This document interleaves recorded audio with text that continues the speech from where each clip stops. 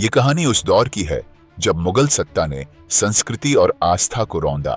शाहजहां की लालच ने बुंदेलखंड की वीर भूमि और मंदिरों को उजाड़कर सफेद संगमरमर के महल की नींव रखी। क्या ताजमहल की चमक में बुंदेलखंड की राख और खून छिपा है? आइए जानते हैं इस वीडियो में। यह कहानी एक ऐसे युग की है जब भारत की धरती पर मुगल साम्राज्य अपनी शक्ति के चरम पर था और उसकी तलवारें सिर्फ युद्ध में नहीं बल्कि संस्कृति और आस्था को कुचलने के लिए भी उठी थीं। सत्ता का यह खेल केवल ताजमहल जैसे शाही महलों तक सीमित नहीं था। इसके पीछे छुपा था लूट, विध्वंस और रक्तपात का तांडव।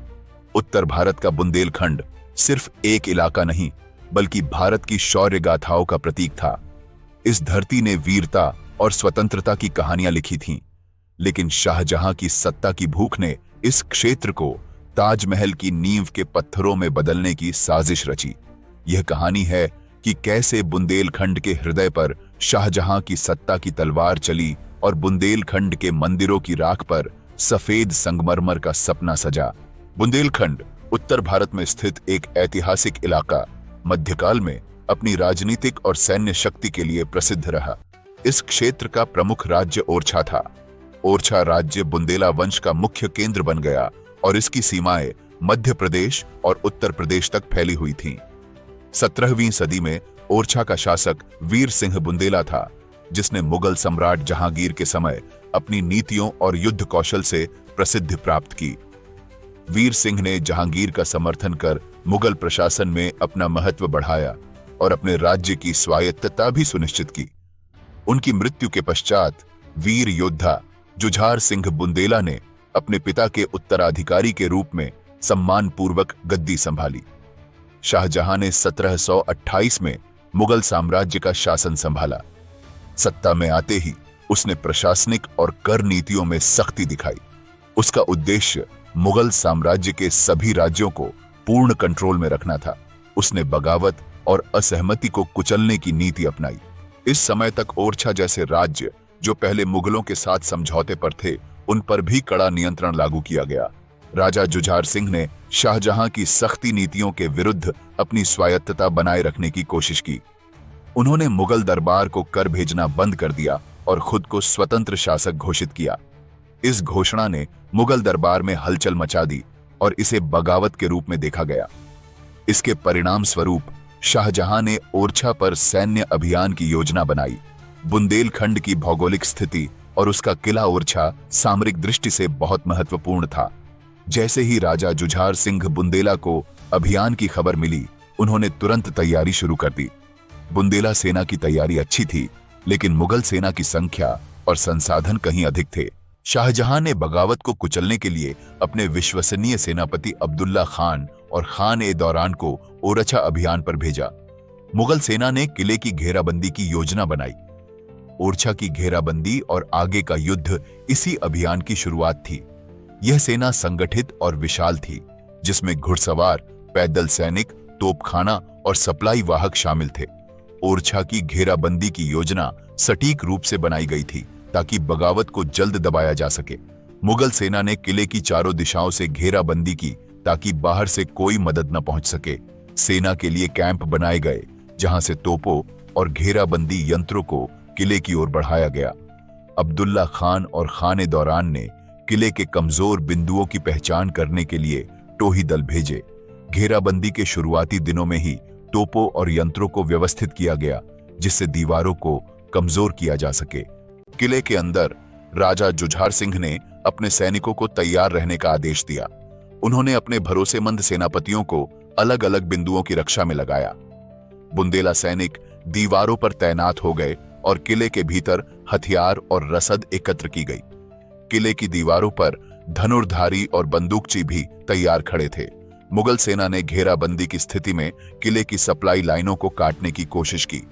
आसपास के गांवों और रास्तों पर मुगल सैनिक तैनात कर दिए गए ताकि ओरछा को कोई मदद न पहुंच सके। रसद और पानी की सप्लाई बंद करने का प्रयास किया गया। धीरे धीरे किले के अंदर आवश्यक वस्तुओं की कमी महसूस होने लगी। अब्दुल्ला खान ने किले पर दबाव बढ़ाने के लिए तोपों को अग्रिम पंक्ति में तैनात कराया। तोपों की गोलाबारी से किले की दीवारों पर हल्की दरारें पड़नी शुरू हो गईं। मुगल तोपखाना की संख्या और क्षमता दोनों ही बुंदेला सेना से कहीं अधिक थी। किले की मुख्य दीवार पर एक बड़ा हिस्सा कमजोर होता दिखने लगा। मुगल सेना ने रात में भी घेराबंदी जारी रखी, जिससे बुंदेला सैनिकों को थकावट और तनाव का सामना करना पड़ा। कई दिनों की घेराबंदी और तोपों की लगातार गोलाबारी के बाद ओरछा किले की दीवारों पर गंभीर क्षति पहुंची। मुगल सेना ने विशेष रूप से किले के पश्चिमी और दक्षिणी हिस्सों पर निशाना साधा था, जहां पत्थरों की दीवारें अपेक्षाकृत कमजोर थीं। अब्दुल्ला खान और खान-ए-दौरान ने घेराबंदी यंत्रों और मचान को दीवारों के पास लाकर आखिरी वार करने की योजना बनाई। एक दिन भारी गोलाबारी के बाद पश्चिमी दीवार का एक बड़ा हिस्सा टूट गया। मलबे के गिरने और दीवार के कमजोर होने से किले की सुरक्षा में बड़ा छेद बन गया। मुगल सैनिकों ने इस टूटे हिस्से का लाभ उठाकर किले में प्रवेश की योजना बनाई। मुगल सैनिकों ने वहां से किले में घुसना शुरू किया। किले के अंदर बुंदेला सैनिकों ने तुरंत इस हिस्से की रक्षा के लिए अपनी टुकड़ियां भेजी। वे मलबे के बीच में खड़े होकर तलवार, भाले और तीरों से मुगल सैनिकों को रोकने की कोशिश करने लगे। किले के भीतर दोनों पक्षों में भीषण संघर्ष शुरू हो गया। भारी संख्या में सैनिक किले में घुसने लगे और बुंदेला सेना पर दबाव बढ़ता गया। दीवारों का टूटना ओरछा किले की सुरक्षा के लिए बड़ा झटका साबित हुआ। बुंदेला सैनिकों ने अपने राजा जुझार सिंह के आदेश पर किले के हर कोने की रक्षा के लिए मोर्चा संभाला। बुंदेला सैनिकों ने भी वीरता और साहस दिखाते हुए मुगल सैनिकों को रोके रखा, लेकिन भारी संख्या और बेहतर संसाधनों के कारण मुगल पक्ष का दबाव बढ़ता गया। किले के अंदर राजा जुझार सिंह ने अपने प्रमुख सेनापतियों के साथ अंतिम रक्षा की योजना बनाई। उन्होंने अपने सैनिकों को मुख्य महलों और सुरक्षित स्थानों पर भेजा ताकि मुगल सेना की अगली बढ़त को रोका जा सके। युद्ध की स्थिति जटिल और उग्र होती चली गई। अंततः किले की अधिकांश भीतरी सुरक्षा व्यवस्था टूट गई और मुगल सैनिक महलों और बुंदेला कक्षों तक पहुंच गए। यहां निर्णायक युद्ध की स्थिति बनी, जहां बुंदेला सैनिकों और मुगल सेना के बीच प्रत्यक्ष संघर्ष हुआ। भारी संख्या में मुगल सैनिक किले में फैल चुके थे और बुंदेला पक्ष की स्थिति कमजोर हो चुकी थी।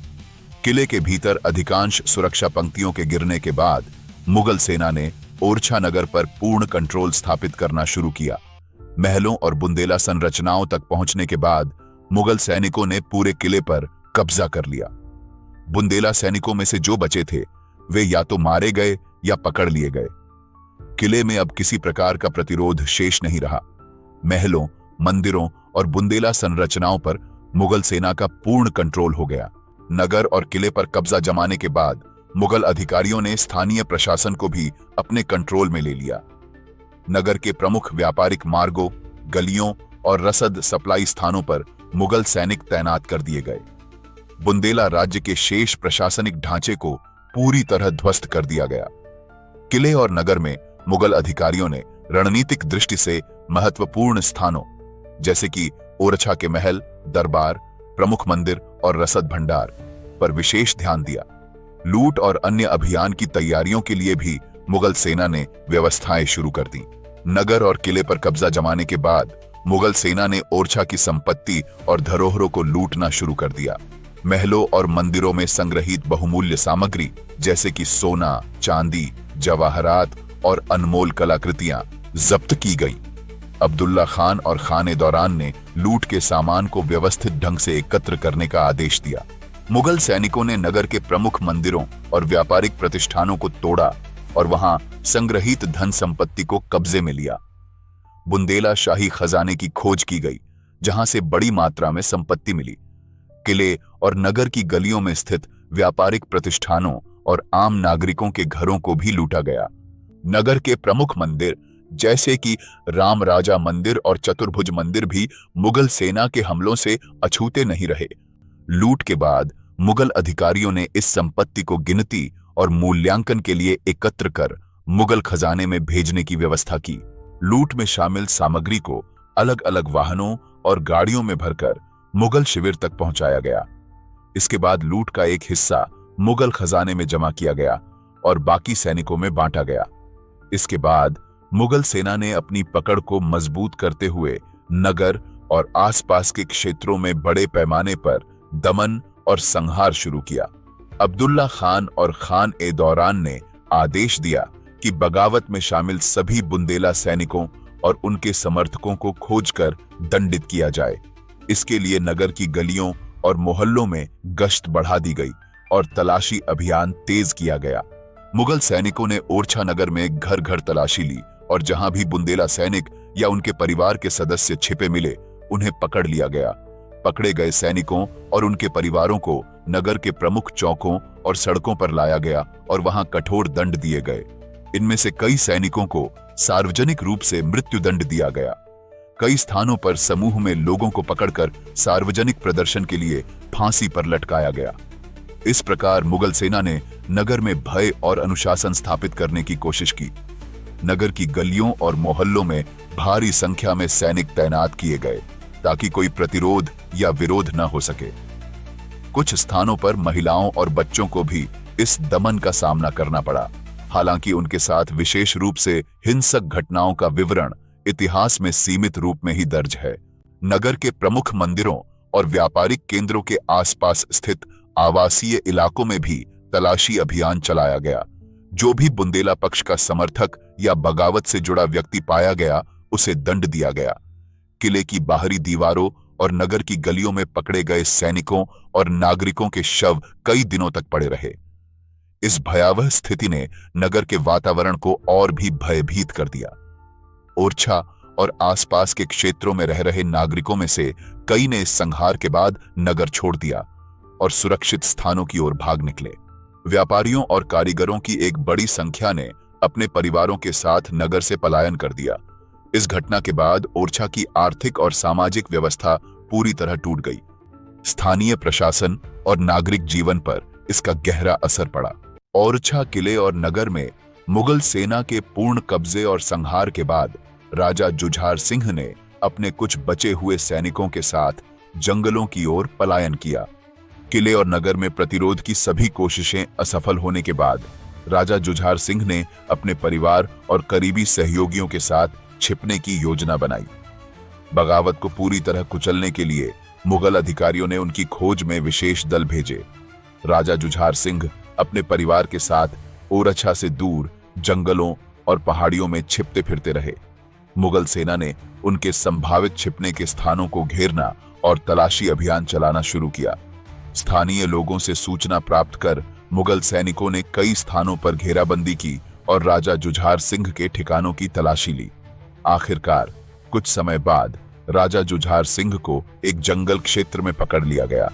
इतिहास में दर्ज विवरणों के अनुसार उन्हें पकड़ने में स्थानीय मुखबिरों और कुछ लोगों ने सहयोग किया, जिन्होंने उनकी छिपने की जगह का पता मुगल अधिकारियों को बताया। गिरफ्तारी के बाद राजा जुझार सिंह को मुगल शिविर में लाया गया। शाहजहां के आदेश के अनुसार राजा जुझार सिंह को बगावत का दोषी मानते हुए मृत्युदंड दिया गया। उन्हें सार्वजनिक रूप से दंडित करने के लिए चुना गया ताकि बुंदेलखंड में और कोई बगावत की हिम्मत न कर सके। उनके साथ पकड़े गए परिवार के बच्चों, महिलाओं और करीबी सहयोगियों को भी दंडित किया गया। कई लोगों को जेल में डाल दिया गया। राजा जुझार सिंह की हत्या के बाद बुंदेलखंड में बगावत का अंतिम स्वरूप भी समाप्त हो गया। इस घटना के साथ बुंदेलखंड में बुंदेला बगावत का समापन हुआ और मुगल साम्राज्य की सत्ता को पुनः स्थापित कर दिया गया। नगर के प्रमुख व्यापारियों, कारीगरों और प्रशासनिक कर्मचारियों को मुगल कंट्रोल के अधीन काम करने का आदेश दिया गया। बगावत में शामिल या संदेहास्पद लोगों की संपत्ति जब्त की गई और प्रशासन में उनकी भूमिका समाप्त कर दी गई। नगर में नई कर नीति लागू की गई, जिसमें उत्पाद और व्यापार पर कर को बढ़ा दिया गया। बुंदेलखंड के अन्य क्षेत्रों और ओरछा के आसपास के गांवों में भी मुगल अधिकारियों ने सेना तैनात कर दी। जिन क्षेत्रों में बगावत का समर्थन मिला था, वहां विशेष रूप से कर और दंड का बोझ बढ़ाया गया। यह सब महज बगावत दबाने के लिए नहीं, बल्कि एक सुनियोजित लूट की रणनीति थी, जिसकी अंतिम मंजिल थी शाहजहां का ताजमहल। जांच से स्पष्ट होता है कि शाहजहां की नीतियां सिर्फ दमन तक सीमित नहीं थीं। ओरछा और आसपास के गांवों से लूटी गई संपत्ति, जिसमें मंदिरों की धरोहरें, सोना चांदी, व्यापारिक सामग्री और जमीन के कर शामिल थे, को व्यवस्थित तरीके से दिल्ली और आगरा के खजानों में पहुंचाया गया। फारसी दरबारी दस्तावेज जैसे बादशाहनामा और विदेशी यात्रियों की रिपोर्टें इस बात की पुष्टि करती हैं कि बुंदेलखंड से हासिल की गई अकूत संपत्ति सीधे मुगल दरबार में पहुंची। यहां तक कि स्थानीय किसानों और व्यापारियों से जबरन वसूले गए करों को भी ताजमहल निर्माण की लागत में शामिल किया गया होगा। विदेशी यात्रियों जैसे फ्रैंकोइस बर्नियर और जीन बैप्टिस्ट टैवर्नियर ने अपने यात्रा वृतांतों में मुगल दरबार की भारी कर संग्रह नीति, आम लोगों पर जबरन कर और मजदूरी थोपने और भवन निर्माण में मजदूरों की दुर्दशा का जिक्र किया है। टैवर्नियर साफ लिखता है कि शाहजहां की निर्माण परियोजनाओं में, जिनमें ताजमहल भी शामिल है, हजारों कारीगर और मजदूर बिना उचित मुआवजे के काम करने पर मजबूर थे और कई कारीगर बगावत और लूट से उजड़े क्षेत्रों से लाए गए थे। ताजमहल की निर्माण लागत आज की मुद्रा में अरबों रुपए आंकी गई है। इसके लिए न केवल लूट से आई संपत्ति बल्कि जबरन कर वसूली और मजदूरों की मजबूरी का सहारा लिया गया। बुंदेलखंड के जिन कारीगरों और श्रमिकों के गांव ओरछा की घेराबंदी और दमन में उजड़े, उन्हें भी ताजमहल निर्माण के लिए आगरा बुलाया गया होगा। ये लोग मुगल अधिकारियों की नजर में गुलाम मजदूर थे, जिन्हें बिना मुआवजे और अधिकारों के महलों और मस्जिदों के निर्माण में झोंक दिया गया। हालांकि इसका पुख्ता प्रमाण नहीं मिलता। यहां तक कि ओरछा जैसे इलाकों से लूटी गई संगमरमर की ईंटें और मंदिरों से निकाले गए पत्थर भी ताजमहल की नींव और सजावट में इस्तेमाल हुए। राम राजा मंदिर और चतुर्भुज मंदिर जैसे पवित्र स्थलों से लूटे गए बहुमूल्य पत्थरों और शिल्पकारों को सीधे ताजमहल परियोजना में लगाया गया। शाहजहां ने इस पूरी योजना को एक राजकीय कर्तव्य का नाम दिया ताकि धार्मिक लूट और अत्याचार को जायज ठहराया जा सके। इतिहास में दर्ज साक्ष्य बताते हैं कि यह केवल ओरछा तक सीमित नहीं था। बुंदेलखंड की लूट ने पूरे मुगल शासन में एक मिसाल कायम की। कैसे एक शासक ने धर्म, संस्कृति और मानवता को रौंदकर अपने प्रेम स्मारक की नींव रखी। ताजमहल की सफेदी दरअसल बुंदेलखंड की राख और खून में सनी हुई है। शाहजहां की क्रूरता और मंदिरों की लूट की कहानी आज भी इतिहास के पन्नों में दर्ज है, लेकिन बहुधा इसे छिपा दिया जाता है। इस जांच का निष्कर्ष साफ है। शाहजहां ने बुंदेलखंड की लूट से ताजमहल बनाया। मंदिरों की धरोहरों को तोड़कर, लोगों की संपत्ति छीनकर और गांवों को उजाड़कर उसने अपना प्रेम का महल खड़ा किया। जहां ताजमहल के निर्माण की शुरुआत 1632 और ओरछा पर कब्जे 1635 की समय रेखा को जोड़ा जाए तो साफ दिखाई देता है कि शाहजहां ने बुंदेलखंड और अन्य बगावत वाले क्षेत्रों से लूटी गई संपत्ति को अपनी शाही परियोजनाओं में लगाया। हालांकि प्रत्यक्ष रूप से यह प्रमाण नहीं है कि ताजमहल की संपूर्ण निर्माण लागत बुंदेलखंड से लूटी गई संपत्ति से ही आई थी, लेकिन घटनाक्रम, लूट का दायरा और निर्माण की समय रेखा यह संकेत देती है कि शाहजहां ने ओरछा और बुंदेलखंड की लूट को ताजमहल और अपने अन्य महलों की फंडिंग के लिए इस्तेमाल किया। ये कोई मनगढ़ंत कथा नहीं, बल्कि वह सच्चाई है जिसे ऐतिहासिक दस्तावेजों, विदेशी यात्रियों की गवाहियों और मुगल शासन की नीतियों के विश्लेषण से जोड़कर पढ़ा और समझा जा सकता है। दूसरी ओर, इतिहास ने शाहजहां को एक ऐसा शहंशाह बताया जिसने प्यार में डूबकर अपनी बेगम मुमताज महल की याद में दुनिया का सबसे हसीन मकबरा ताजमहल बनवाया। उसकी मोहब्बत की कहानियां किताबों और कविताओं में बयान की जाती है, मानो उसकी दुनिया में बस प्यार और खूबसूरती ही थी। लेकिन बुंदेलखंड की राख में दबी सच्चाई कुछ और ही कहती है। यही शाहजहां जिसने मुमताज के लिए सफेद संगमरमर की इमारत खड़ी की, उसी ने ओरछा के किले पर तोपें चलाईं, मंदिरों को गिराए, सोने चांदी की लूट मचाई और निर्दोष लोगों को मौत के घाट उतार दिया। वो ताजमहल जिसे मोहब्बत का प्रतीक बताया जाता है, असल में बुंदेलखंड और ओरछा की राख और रक्त की बुनियाद पर खड़ा है। शाहजहां ने अपनी सत्ता, लालच और ताकत की हवस को मोहब्बत के नाम पर छिपा दिया। ताजमहल की चमकती दीवारें दरअसल ओरछा की टूटी हुई दीवारों का ही प्रतिबिंब है, एक बेगुनाह धरती की चीखें जो संगमरमर में दबा दी गईं। इतिहास ने शाहजहां को एक प्रेमी बादशाह बना दिया, लेकिन बुंदेलखंड की माटी अब भी गवाही देती है कि उसकी असली पहचान लुटेरा और विध्वंसक शासक की थी। मोहब्बत की आड़ में सत्ता की लूट का सबसे बड़ा खेल यही था। इतिहास बताता है कि 1632 में ताजमहल का निर्माण शुरू हुआ और ठीक 3 साल बाद ओरछा की धरती को खून से लाल कर दिया गया। लूटे गए मंदिरों के पत्थर, जबरन वसूले गए कर और बेगुनाहों का खून सब उस महल में समा गया जिसे मोहब्बत का प्रतीक बताया गया। लेकिन सच्चाई यह है कि मोहब्बत की यह निशानी बुंदेलखंड के टूटे सपनों और उजड़ी संस्कृति की गवाही देती है। शाहजहां की असली पहचान एक प्रेमी नहीं बल्कि एक निर्दयी शासक की है, जिसने अपने लालच और सत्ता की हवस को मोहब्बत की आड़ में छुपा लिया। आज समय है कि इतिहास की इस धुंध को हटाकर सच्चाई देखी जाए। ताजमहल की सफेदी के पीछे बुंदेलखंड की राख अब भी चीख रही है। अगर आपको हमारा रिसर्च अच्छा लगे तो नीचे डिस्क्रिप्शन में दिए लिंक से सपोर्ट करें। जय हिंद, जय भारत।